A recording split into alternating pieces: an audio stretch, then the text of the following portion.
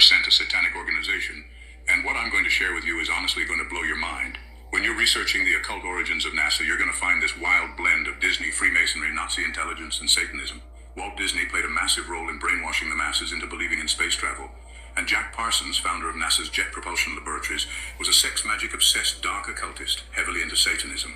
He was deeply connected with the infamous occultist Aleister Crowley, also known as the most wickedest man alive or the Great Beast. Now, this is nothing you'll get from a NASA press release or any textbooks. However, none of this is myth, but documented historical facts. So let's break it down into two parts now about Jack Parsons, because this guy was completely erased from not only history as a whole, but NASA entirely. In a sense, he is the real founder of the American space program.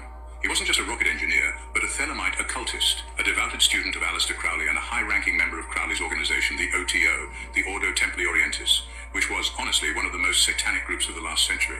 Now, for those that don't know who Crowley is, this is a very dark figure who has left their fingerprints on everything in our modern-day culture, from the music industry to Hollywood, and of course the very space program of NASA.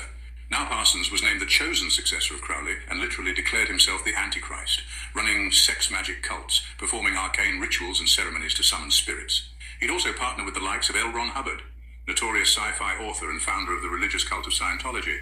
Yes, the one that Tom Cruise and all those celebrities follow.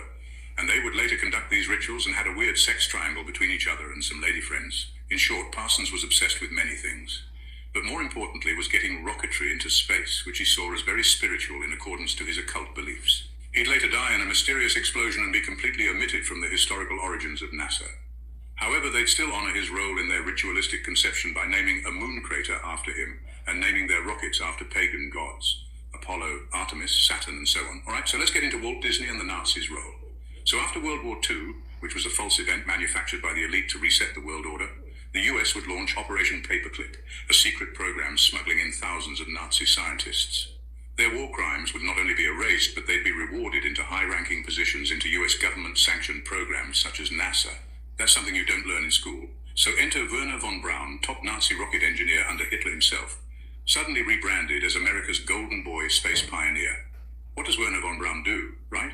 He partners with Walt Disney, the man shaping the imagination of entire generations and future generations to come, and sell the idea of space travel. Now, before this propaganda campaign, the average person didn't even fathom the idea of space travel.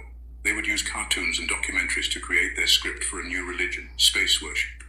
And then this would create future propaganda films such as Star Trek, A Space Odyssey, Star Wars, Marvel, all the same propaganda to reinforce the same lie that you're a cosmic accident, Earth is meaningless, and space is your new god. Funny enough, Werner von Braun's cemetery is actually in the city I grew up in.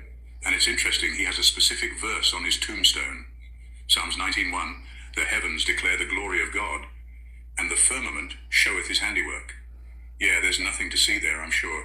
Look, the truth is always hidden in plain sight for those with eyes to see, folks. And once you realize that space travel, and NASA itself, was born from black magicians, high-level occultists, Nazis, and Freemasons sworn to secret oaths, you start to see what this is really all about, to disconnect man from God. And when you go deep enough down that rabbit hole and start to pull the thread on all these secretive Masonic orators and Kabbalistic cartels, you find that same goal. It is imperative to their power structure that we, the people, be deceived and never learn the truth about the current deception taking place, which is obviously contrary to the laws of nature and the Most High.